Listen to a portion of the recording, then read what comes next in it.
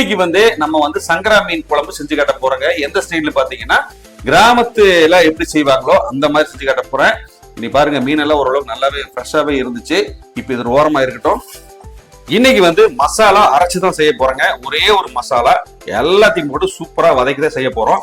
ஒரு 10-20 பூண்டை நான் உளிச்சு வச்சிருக்கேன். இதை அப்படியே இடையில சேர்த்துக்கலாம். அடுத்தது 1/4 கிலோ வெங்காயம். அடுத்தது சீரகம் 2 டீஸ்பூன் சேர்த்துக்கலாங்க. 1/2 டீஸ்பூன் குருமிளகு. இது கூட கொஞ்சமா கருவேப்பிலை. இப்ப வெங்காயம் பாதி வதங்கிடுச்சுங்க. ஒரு 5 தக்காளி, மீடியமான சைஸ் தக்காளி 5 தக்காளி கட் பண்ணி வச்சிருக்கேன், சேர்த்துக்கலாம். இப்ப தக்காளி ஒரு 90% வதங்கிடுச்சுங்க. இப்ப மிளகாத்தூள் சேர்த்துக்கலாம். 2 டேபிள் ஸ்பூன் மிளகாத்தூள், 3 டேபிள் ஸ்பூன் மல்லித்தூள், ஒரு 1/4 டீஸ்பூன் மஞ்சத்தூள். இப்ப இந்த மசாலா ரெடி ஆயிடுச்சுங்க. இதை ஆற வச்சு ஒரு ஃபைன் பேஸ்டா அரைச்சு எடுத்துக்கலாங்க. இன்னைக்கு குழம்பு நிறைய வைக்க போறோம். 1.5 கிலோ மீன் இருக்கிறதுனால அதனால பெரிய பாத்திரமா எடுத்தாச்சுங்க.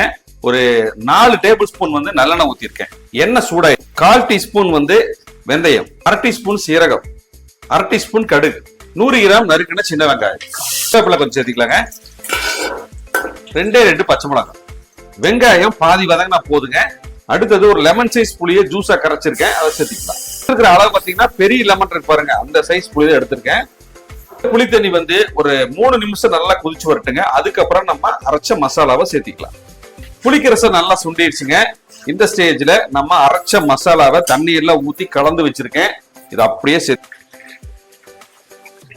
ஒரு 4 விரலுக்கு அடக்கமா உப்பு சேர்த்திக்கலாம். கல் உப்பு சேர்த்திக்கலாம். எல்லாம் மிக்ஸ் பண்ணிக்கலாங்க. இப்ப நல்லா மிக்ஸ் பண்ணியாச்சுங்க. உப்பு சேர்த்தியாச்சு.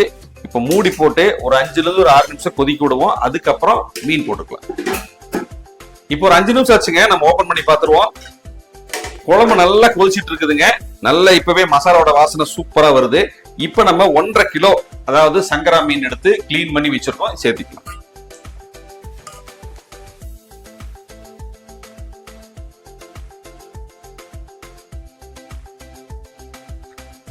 இப்ப நம்ம குழம்புல மீன் சேர்த்தியாச்சுங்க. 1.5 கிலோ மீனை நம்ம சேர்த்தியாச்சு, அதாவது சங்கரா மீனை சேர்த்தியாச்சு. இதுக்கு இன்னொரு பேர் நகரைன்னு சொல்றாங்க. இப்ப என்ன பண்ணலாம்னா ஒரு இடத்துல மிக்ஸ் பண்ணி இந்த மீன் எல்லாம் இந்த குழம்புகளை லைட்டா பிரஸ் பண்ணி விட்டுலாங்க. மீன் நல்லா பிரஸ் பண்ணி வச்சுங்களா. அடுத்தது மூடி போட்டுலாம். மூடி போட்டு ஒரு 3-4 நிமிஷம் வேகணும். இடையில அப்பப்ப கலந்து விட்டுக்குங்க. ஒரே இடத்துல மீன் இருக்கக்கூடாது.